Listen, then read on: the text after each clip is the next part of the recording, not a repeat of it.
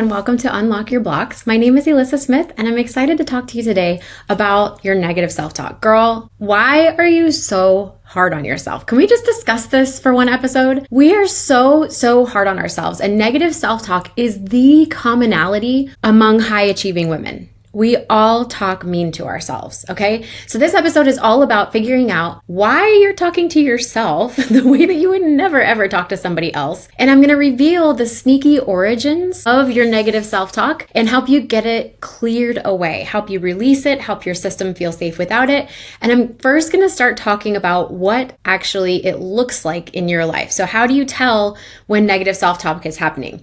Now, I know that you're probably thinking, I already know this because I'm hard on myself in my head, and that is the definition of negative self-talk, which is true.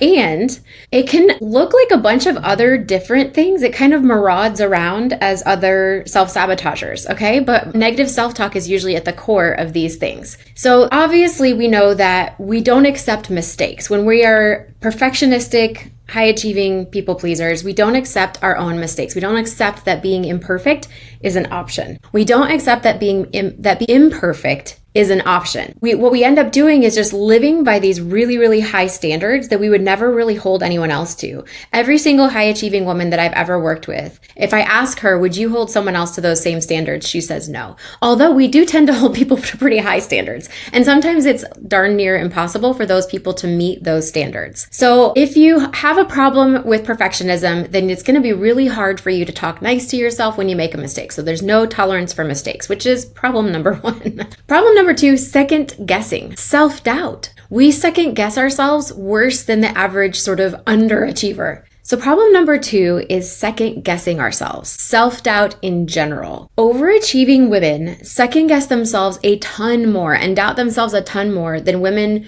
who are not overachievers, that are just trying to kind of get by. And the reason that we do that is because this standard that we hold ourselves to as overachievers, impossible as it may be, is what we're going for. And we have doubts because we know that deep down, authentically, we know that we're imperfect. Authentically, we know that we're going to make mistakes. So we're constantly second guessing our judgment. And also you may have some things that came from childhood that cause you to second guess yourself as far as like not really being able to trust your gut.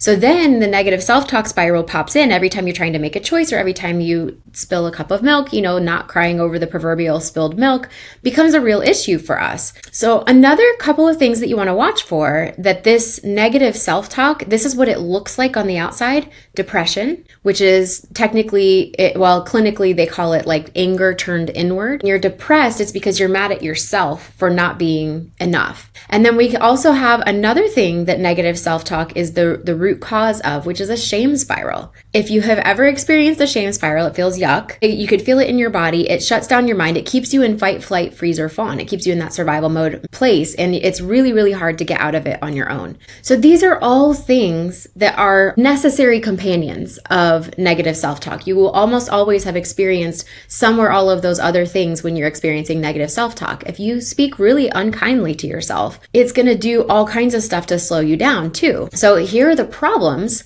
with negative self-talk. Now, I've had some women say, well, I'm a perfectionist because it holds me to a high standard, and that's why I have been such a high achiever. I'm going to address that flawed thinking in just a second. But the problem with keeping yourself at this standard is that it keeps you in survival mode, in which you actually can't be at your best. So if you also are staying in this negative self-talk mode, trying to keep yourself perfect and not let anyone know anything else about you, is that you're not living from your authentic true self. A person who is convinced that she has to be perfect is going to want to show the world that front. She's going to want to show, and this was me for so long in my life, many decades, I spent just feeling like I was lying all the time, covering up mistakes, not letting anyone know that I was flawed, because I thought there was this expectation that this is how I should be. And so what I saw in the mirror versus what I needed to put out there were two different things. So being sort of deceptive with how you present yourself to the world is a burden on our shoulders emotionally.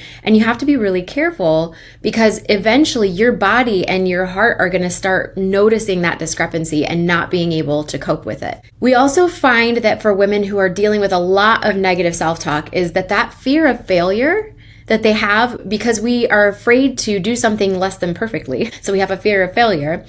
It means that we don't end up doing the things that we're actually meant to do. So those are the problems with if you're talking to yourself real mean like you would never do to one of your closest friends, this is gonna stop you from actually contributing what we all need from you in society. Now, keeping you in survival mode, let's get a deeper dive into this. So this negative self-talk will keep you in survival mode because essentially it started off as a way to protect yourself. It's a survival response to be mean to yourself in your head. And when you're mean to yourself in your head, if that's the way that you're thinking that you need to operate in order to please other people, essentially what happens is your brain thinks that every threat that it sees that somebody's going to be displeased with you or that you're going to mess up and screw up the whole thing and you're going to ruin people's lives or, whatever it is, or be abandoned entirely and end up homeless on the street because you made a mistake. When your brain is thinking that, it thinks, okay, so just be better. Do more, work harder. And it thinks that's the solution, which when we're little, when we don't have any other way to be except to think that we're the problem and that's why we're not getting the love we need or that's why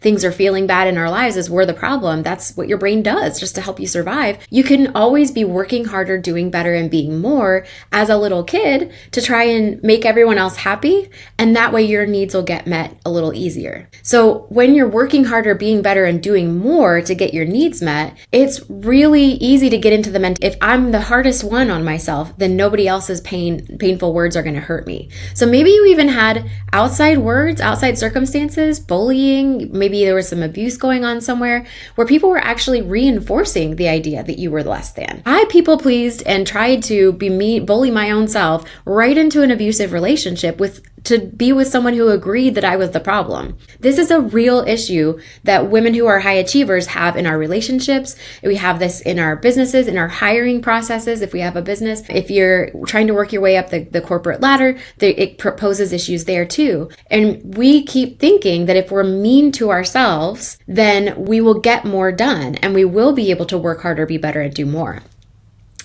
And if you got outside messages that also reinforce this, you're going to be in that constant shame spiral because the root of negative self-talk is shame. Here's a truth that I want you to take away from today's episode. Shame never motivated anyone to make sustainable, lasting change. Shame shoves stuff down like with a baseball bat, just beats it down. But someday that mess is going to pop back up and we have nervous breakdowns. We have depression episodes. We have anxiety, panic attacks. We have chronic illnesses. We have all these different things going on because there's such an unsafe situation happening inside between our ears. And if I think that I will have to just be harder on me so that everyone else will like me more and I'm going to change my behavior by motivating myself with a stick of shame, then it's going to cause all kinds of problems within your body and within your emotions and within your mental processes. And you will stay in that survival mode and never reach that highest potential. Because when we're in survival mode, we don't have access to our highest potential. So here's the solution. I want to walk you through a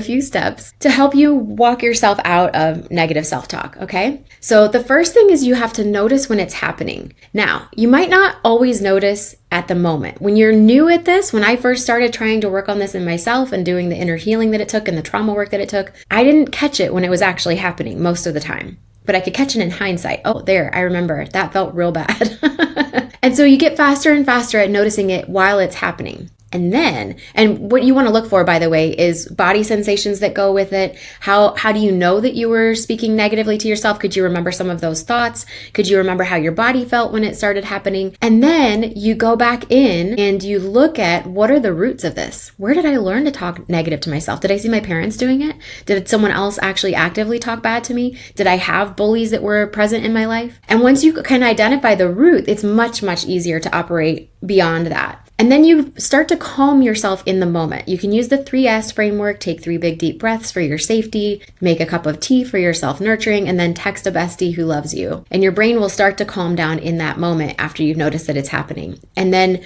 practice noticing. This is what I found to be so mind-blowing. You can actually get so good at noticing this that you can catch the decision point. Right now, it might not be a decision for you to be negative in your head or to not be negative in your head. It is actually a decision point in there. The second that it starts to come on, you can actually decide, but you have to get really good at noticing this. But I remember the first time I ever noticed, like, I'm about to go into the shame spiral on myself. And I was like, let me take a deep breath instead. And I actually just didn't have to waste energy being mean to myself in that moment. It was an aha moment for all aha moments. It was brilliant. And I want that for you if you haven't had it yet. So when you are working through these steps and you're trying to notice it all, you want to notice too, if the roots are escaping you, if you can't figure it out, there might be some trauma in there. There might be some sneaky hidden places that this negative self-talk started for you. So I want to just invite you to book a free 15-minute Unlock Your Blocks focus call with me, and I can help you actually untangle where this came from so that you can set up your next steps to start releasing it and being able to calm your body in the moment. So I hope this was helpful for you today. I'm sending you the biggest hug, and join me next time for another juicy sesh about how to calm your survival system and live in the moment and be at your absolute best, most blissful existence.